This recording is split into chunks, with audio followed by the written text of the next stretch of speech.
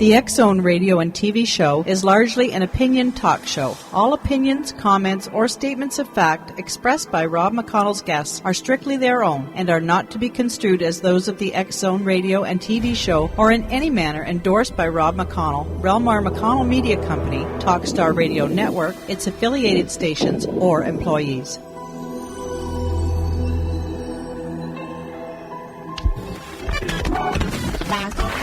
All Hit Radio.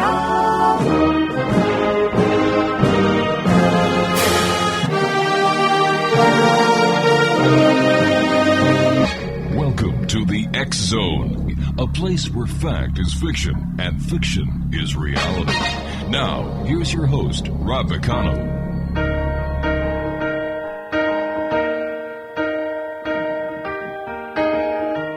Where is the moment we need it the most?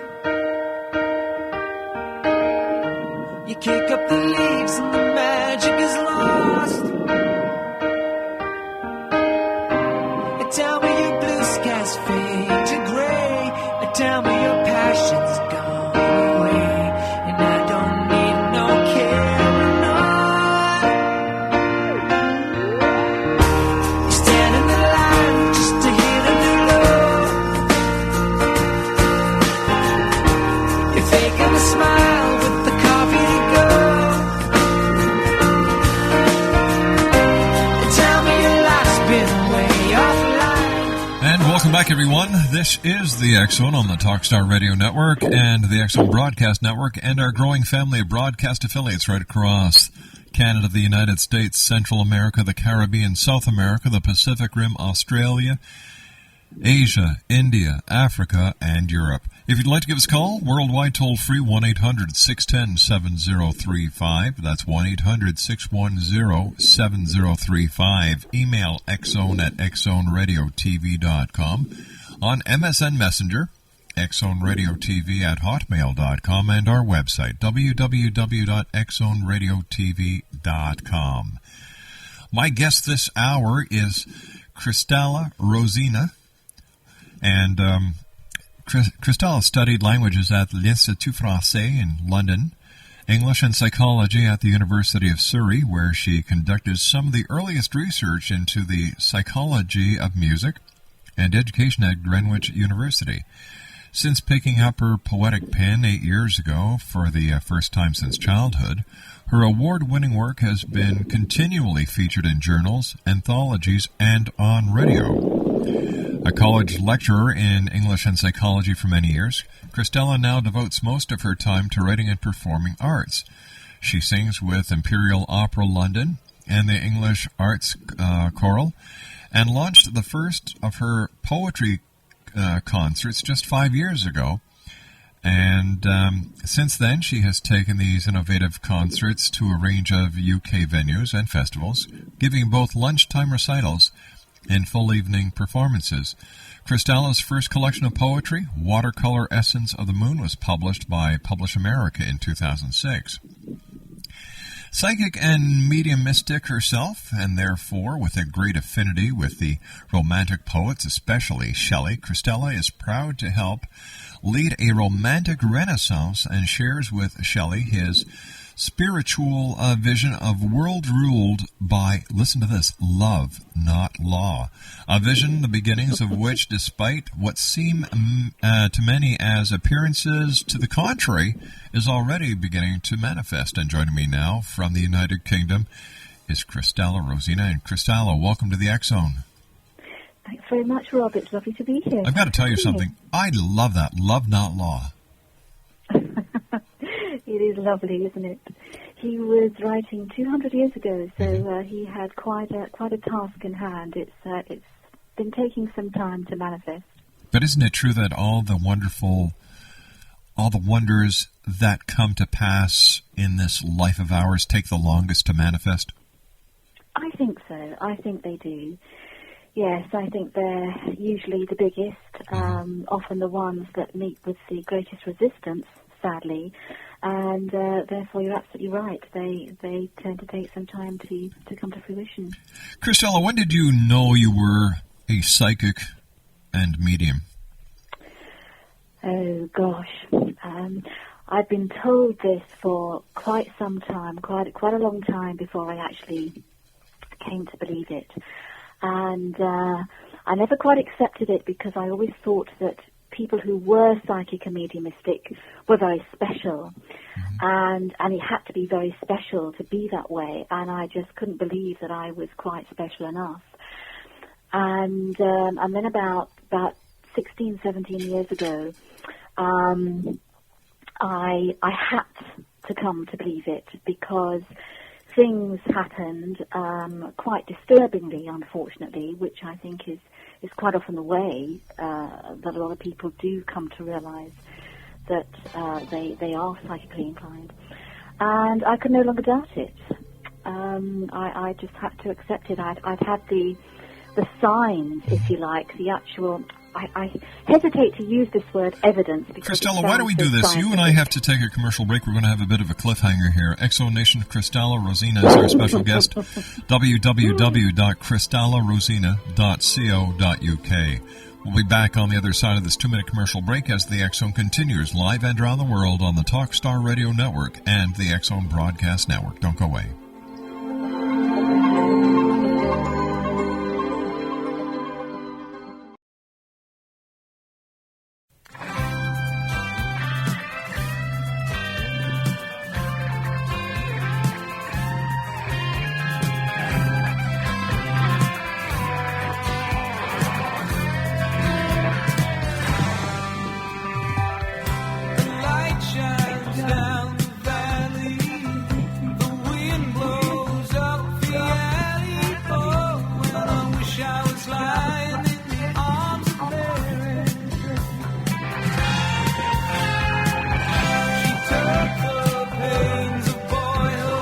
Welcome back, everyone. CHRISTALA Rosina is our special guest, and we're talking to her all the way from the United Kingdom. Her website is cristallarosina.co.uk, and before we went to the commercial break, we were talking about an experience you had that when you discovered how you were a psychic mediumistic, and I was wondering if you could pick up the story. Yes, sure. Well, I'd moved down to the south coast of England, probably only about 30 or 40 miles from where I am now. I hadn't wanted to go, but I needed a job at the time, and a job came up down there. And I had been very uncomfortable right from the very start, from the very first visit down there.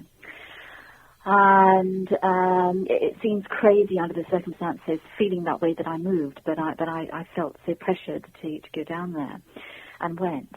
And the whole time that I was down there, I ended up staying about 18 months. I was absolutely terrified, which sounds very dramatic and very extreme, but that is how it was.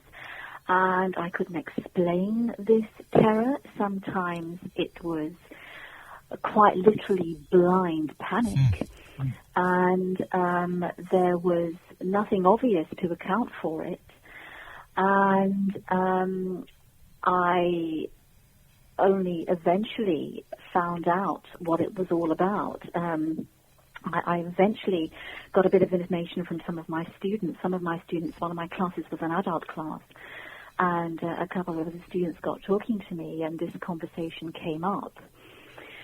And they were very interested, and one of them informed me that there was apparently a lot of black magic, as she expressed it. That's the term that she used in the area.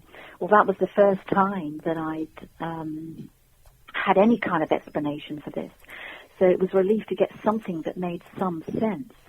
But it was only just before I was due to leave the area. I ended up fleeing it in terror, really. I handed in my notice, and I was just sort of finishing up, working out my notice, when a friend of mine came down to visit. And it was through her that I learnt about the work of Andrew Collins, who you may or may not have heard of. I think he's quite well known here. And the work he'd been doing psychically in clearing negative energies from various spots around the country. When I say negative energies, that's perhaps a bit too mild, clearing where negative entities had been somehow, in different ways, contaminating a site. It's too complex for me to say more than that. You'd have to read his books where he goes into it in great detail. And a lot of this apparently had been originating in precisely the spot where I was. And it made absolute sense. All this, suddenly all this terror that I felt in the whole area absolutely made sense by the explanations contained in his work, which had been unearthing these dreadful goings on. When we're talking about negative energy, are we talking about what some people would call evil? Yeah, absolutely ghastly stuff. I mean, I'm not his agent. I'm not a promoter of his books, but the particular book that I think concerned the kind of things I was picking up. He's written several books now. It's called The Black Alchemist, and this was the name of a guy who apparently was based down there and was doing some dreadful things. I mean, for example, one day I was very, very busy down there. I was teaching down there, and teaching is quite a killer in this country, and I was working all the hours that there is. And on this particular day, it was a Sunday afternoon, and I'd had enough, and I decided I was just going to treat myself to an hour or two off. And it was a lovely sunny Sunday afternoon, and I was driving out into the country, and the English countryside is very pretty. It's renowned for having a particular prettiness of its own. And I was in a very pretty part of it. An idyllic part, many would say. I was actually heading for a village that was a local beauty spot. And I was just approaching this point, and everything was kind of okay up to then. And I suddenly felt this overriding fear. And I thought, I just didn't want to know. It was a Sunday, it was an afternoon, I was having time off. I really needed that time off. I wanted this break, it was a precious couple of hours. I just wanted to enjoy the sunshine and enjoy the countryside and the families out having a Sunday afternoon off, And I thought, what is this? This is crazy. This is absolutely crazy. This is what would be described as an idyllic afternoon. Where is this fear coming from? And then I rounded a bend in the road, and I saw it. So what? And it was the long man of Alfriston. I don't know if you're familiar with these ancient chalk carvings, these huge chalk carvings we have in certain parts of the country here. Well, one of them is down just outside the village of Alfriston on the south coast here. And it's the figure of a man, a walking man, and it's been carved in the hillside a long, long time ago. I'm sure there are people who could give you the exact dates and things. I can't, but these are ancient carvings. The figure is huge. You see it from a distance, and of course it doesn't look so big, but when you get there you can hardly see it at all because it's so huge. And these are sacred sites, and they do have a very particular energy, and the energy certainly is not sinister. The energy certainly once upon a time would have been very positive, and that's why these images were carved there.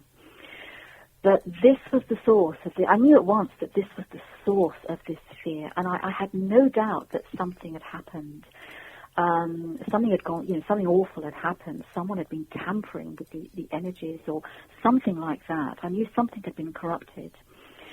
And as I say, it wasn't until afterwards that I found out that this was right.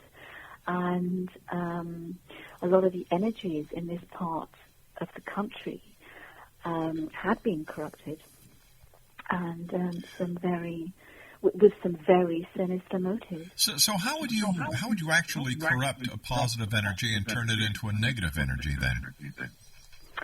Well, for me, it is purely how I feel. I often know whether I'm safe by just how I feel. If I feel frightened, if I feel fear, then things are not okay. It often happens to me on the road when I'm driving. If I want to overtake and I'm on a bend and I can't see, round that corner, if I feel scared, I know it's not safe. Well, is it safe at any given time? Is it a good idea to pass someone when you can't see around the corner? That would sound like common sense to me. Mm-hmm. I'm sorry, I didn't catch what you said, Rob. I'm saying that when you were talking about passing someone on a bend when you can't see around the corner, that would seem like common sense to me. No. When you're driving along on the road and you can't actually see around a bend, and you want to overtake someone, but conventionally it would be dangerous to overtake, right? Because you can't actually see round the bend. Exactly. And you can't see whether there's an oncoming car. Mm-hmm. You must remember this is England, and we probably have a lot narrower roads than you. And a lot of them are country lanes, and they are windy, especially where I live. So you literally cannot see. If you're approaching a bend, you can't see beyond. You cannot see if it's safe to overtake at that point. There might be a car coming from the other direction, but if you're on a bend, you can't see that. And so really, you shouldn't overtake. You should wait until you've got a clear stretch of road and you can see. Well, one thing that works for me, I mean, I don't always follow it, but even when I don't follow it, obviously it's after I've gone round the bend, as it were, and I'm on the straight stretch, and I know whether I've been right or not. I usually know whether or not it's safe to overtake by how I feel. If I feel frightened, if I feel scared, then usually it's not safe to overtake. There's a car around the corner that I can't see, and that really lets me down. But that's how it works with me for positive and negative energies. If I feel, and that's pretty reliable, if I feel scared, there's something negative going on. I won't always know what it is. I won't always be able to put my finger on it. But there'll be something that isn't quite right. So you really trust your instincts? For me, yeah, they usually do work, especially when I'm out and about like this. A lot of what I've been talking about has been referring to... Listen, you and I have to take a commercial break. We'll be back on the other side of this break. Please stand by. Exonation, our very special guest of this hour is CHRISTALA ROSINA. Her website is cristalarosina.co.uk. And CHRISTALA and I will be back on the other side of this commercial break as the X Zone continues. We're right here on the Talkstar Radio Network from our studios in Hamilton, Ontario, Canada. Don't go away. We'll be right back.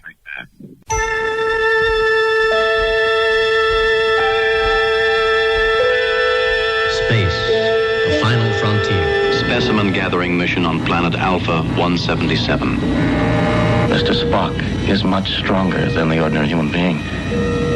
Aroused, his great physical strength could kill. But it's a risk I'll have to take. Something bother you, Mr. Spock? May I say that I have not thoroughly enjoyed serving with humans. I find their illogic and foolish emotions a constant irritant. Unlike you, we humans are full of unpredictable emotions. Love, tenderness. Yes. If I seem insensitive to what you're going through, Captain, understand. It's the way I am. Don't be afraid. Here's my hand. Hold on. You are beautiful. More beautiful than any dream of beauty I've ever known. What is your point, Mr. Spock? I love you. I can love you. Kiss me. You're out of your mind. The prospect appeared quite attractive to you a moment ago. You don't really want to hurt me, do you? Put that thing away. No, I don't think so. No! I can. It's painless and quick. Entry made by Second Officer Spock. Possible we may have hit the wrong entry point. Yes. Very well, Captain. Try again. If it pleases you. What are you waiting Hi, this is Eric Rawls of Cosmoverse.com, and you're listening to Rob McConnell in the X Zone.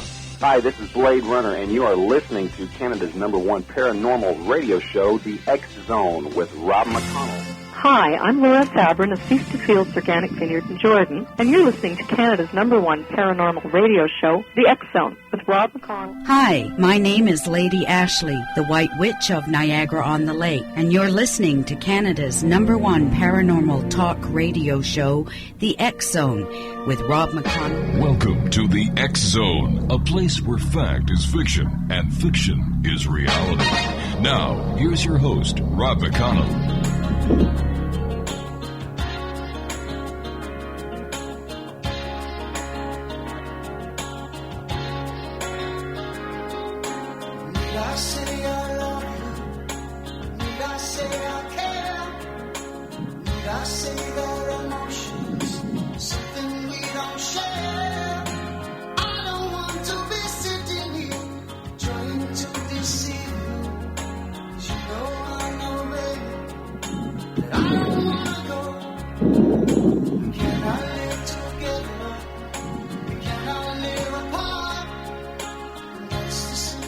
Welcome back, everyone. CHRISTALA Rosina is our special guest. Her website is cristalaRosina.co.uk.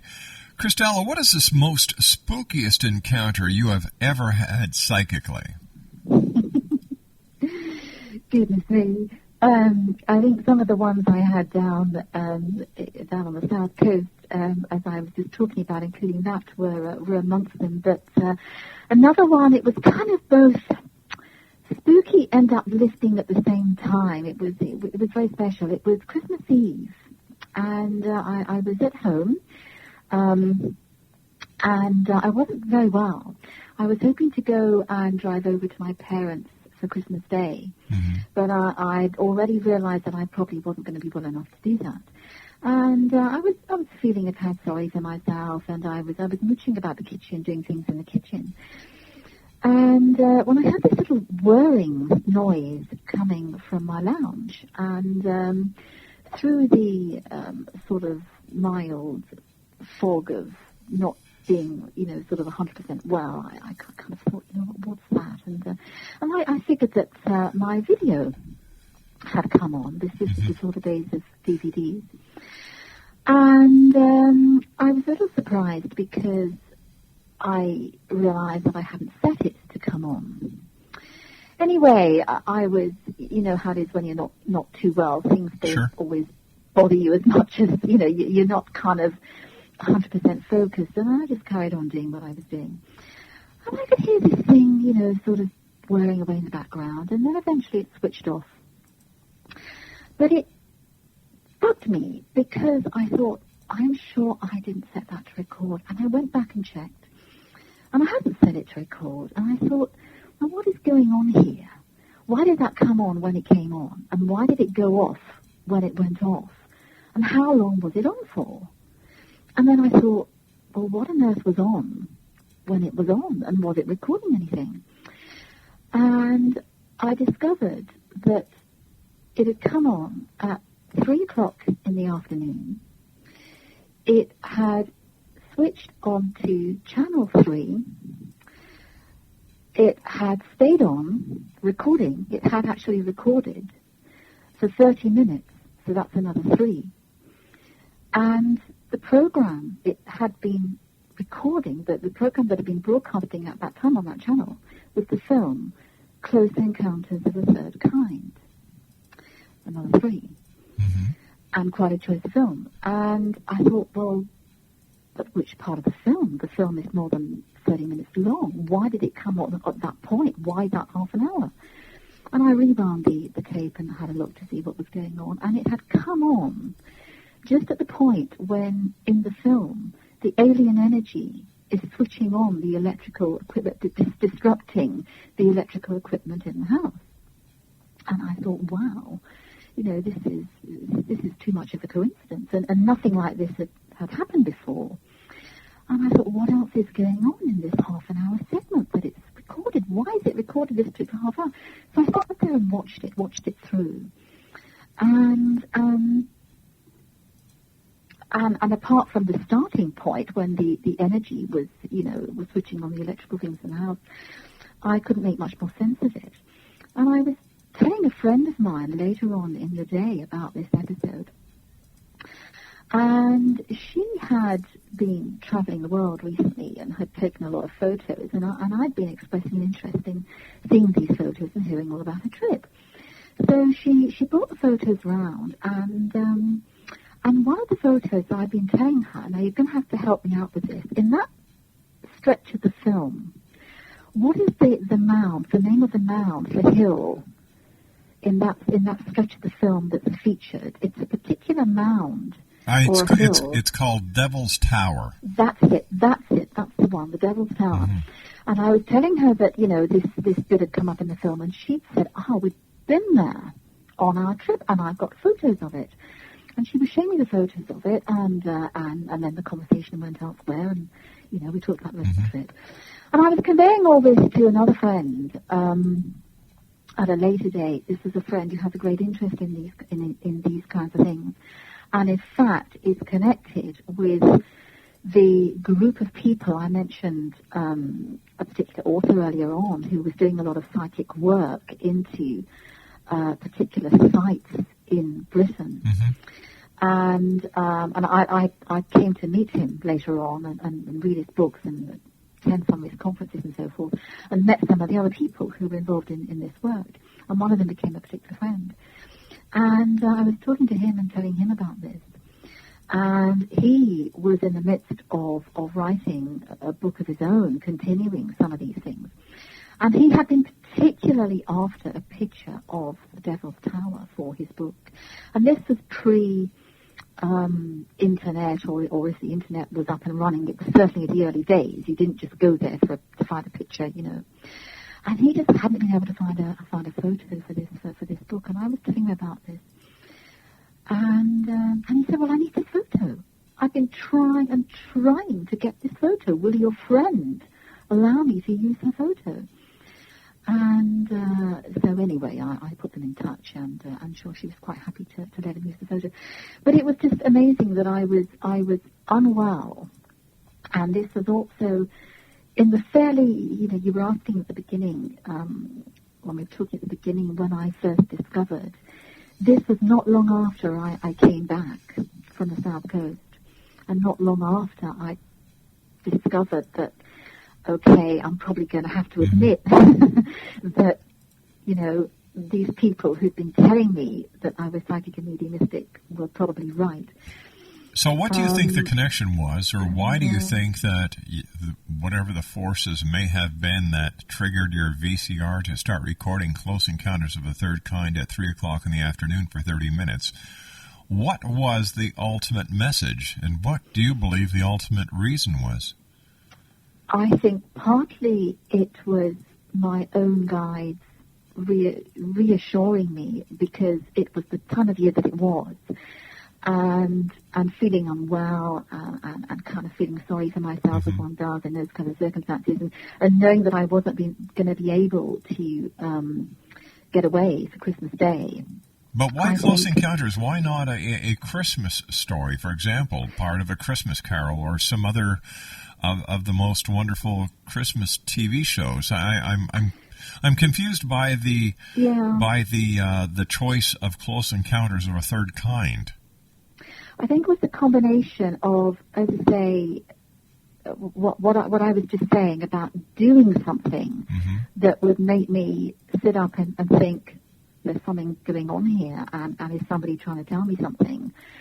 And that is that they are here.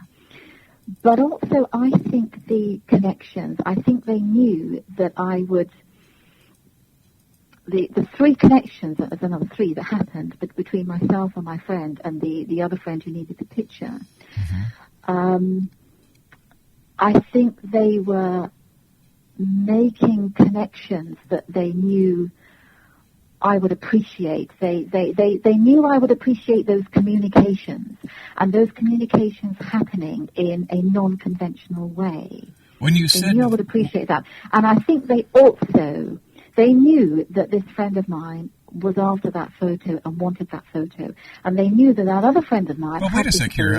Who you keep on saying they knew? They knew. Who are they?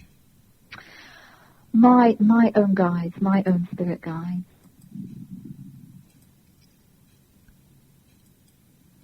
flawed you, Rob. Pardon? That seems to have flawed you. No, I'm just trying to be... I'm having a hard time following the connection between Close Encounters of a Third Kind, your spirit guides, and Christmas. If the VCR would have gone on and it recorded, one of the Christmas shows that touch us all at Christmas time, that to me would be more significant than Close Encounters of a Third Kind at Christmas. Well, yeah, I know what you mean, but I don't think it would have been of so much significance to me. I'm not religious, not in the conventional sense, and I think if they had switched on some Christmassy show, I'm really not sure. I would have been looking for some significance. And they would have known that I would have been doing that. Is it possible that your VCR could have been preset and you forgot about it? And no. Tell me, was it a remote control? Was it a remote control VCR? Is it possible that somebody in the neighborhood could have actually been setting their VCR and set your VCR at the same time? Well, I couldn't comment on the technicalities because I'm just not a technical person. I don't know how the whole thing works. But I think it's unlikely because I'm quite happy to consider these ordinary explanations. I don't throw them away, I don't go into these things all sort of starry-eyed and insist that we have an unconventional explanation the way that some people insist purely on conventional explanations.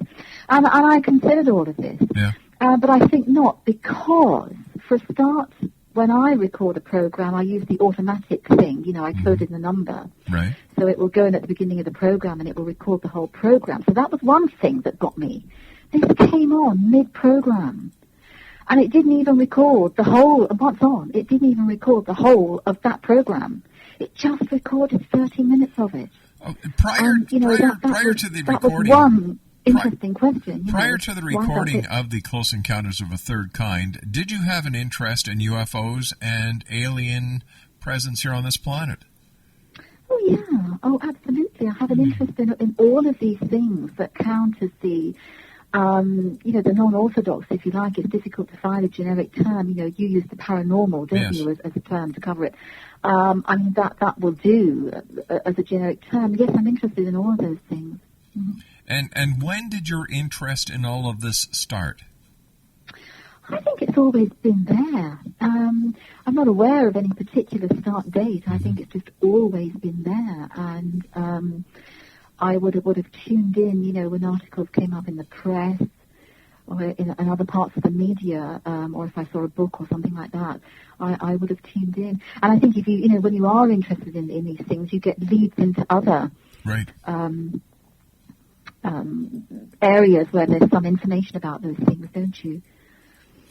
So you had already been interested in what we call the paranormal prior to your gifts kicking in? Yes. Okay. Yes, definitely. It just, as I said, it took a while for me to fully accept that I had those gifts. But that was really, I think, to do with my own confidence and my own self-belief rather than anything else. What is it that makes you believe beyond a shadow of a doubt that the paranormal is real, spiritual, and not manifested by the person who experiences the paranormal event? Well, that's very interesting. My goodness, that's a deep question. We're getting into mirrors here, perception and perception of perception. Well, for a start, and I think this is the root of it really, if you need to think about history and how we have come to understand things, anything, whatever we know and understand about the world, everything that we accept as truth, everything that we accept as fact, if you prefer that prefer that word to truth. At any point in history, the further back you go, in recorded history, let's just take sort of relatively recent recorded history. I mean, let's say the last sort of 2,000 years or something. Mm-hmm. I'm not going back eons and eons yet. The further back you know, the less we've known. And, and going the other way, the closer we get to today, the more that we have come to know. So the point is that at any point in history, we've never had the full story. There's always been more to know. And every time we research something, and in the last 2,000 years or so, this has chiefly been done through science, through scientific method and approach. Every time we investigate something, the truth turns out to be greater than we formerly thought it to be. Science is forever surprising people. It's forever surprising its own adherents.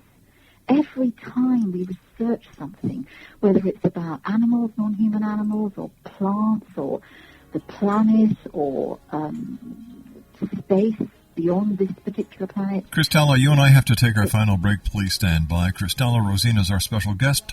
ChristalaRosina.co.uk. We'll be back on the other side of this break. Don't go away. Something we don't share. I don't want to be sitting here trying to deceive you.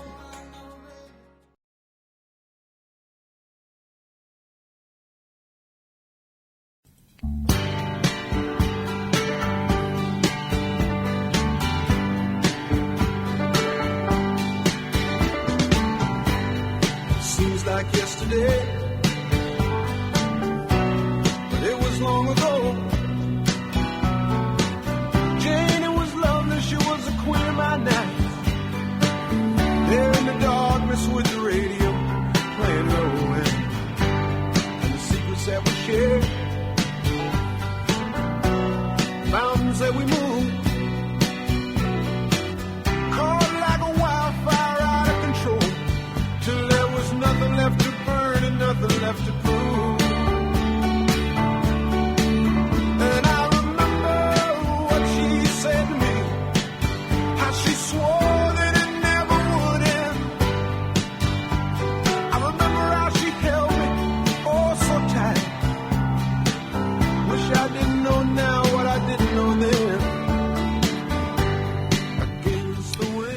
Exonation, CHRISTALA Rosina is our special guest. Her website is CHRISTALARosina.co.uk. We've got about 3 minutes left, CHRISTALA. First of all, I want to thank you very much for joining us here tonight on the X Zone. And I was wondering if we could just finish up or wrap up your response to my last question, whether or not it's actually paranormal or the manifestation of the person who's experiencing the event. Well, as I was saying, if we look at how we have learned all our knowledge so far, every time we research something, we find that the truth is greater than we imagined it to be before. So, therefore, when people experience these things that we don't fully understand right now, and are not fully accepted by a lot of people right now, who is to say that these things are not true? Who is to say that these things are not fact? Maybe a lot of what seems elusive and ungraspable right now and has a lot of question marks over it right now. Isn't that how all truths once were? I mean, the Earth still orbited the Sun when everybody thought the Sun orbited the Earth. You know, that incorrect belief. Yeah, but you know, you would think by now, with all the people out there who claim to be investigators, researchers, and self-proclaimed experts in every aspect of the paranormal, that some proof would have been brought forward by now, but none has. But why? Maybe because it doesn't. Because maybe it's just a manifestation of their own over-imaginative imaginations, and that there is no paranormal. Maybe the paranormal is a self-protective mechanism for blaming or for justifying actions that humans take. Firstly, I think there is so much experience across humanity and across different fields. I mean, you were asking me whether I was interested in UFOs, and which suggests that you treat that as a subject in its own right. And I like to, and I said I was interested in all these things that come under this kind of generic label of the paranormal, and that divides into an awful lot of individual subjects. But across those individual subjects, there are an awful lot of people having an awful lot of similar experiences. You and I have just run out of time for tonight. I want to take this opportunity of thanking you very much, and continued success in your quest. Personally, I believe that the weird, the wacky, the bizarre really had nothing to do with your VCR turning on. I put it to a more logical explanation that for some reason you did not want to pursue, because maybe it just filled that specific need, that gap, that you were feeling down. It was Christmas time, and you took this as a sign, which is okay, but don't forget the possibility, which I believe is greater than the improbability, that there's a very logical explanation to it, and spirituality and spirits had nothing to do with it. We'll be back on the other side of this break. Don't go away. Oh, so tight.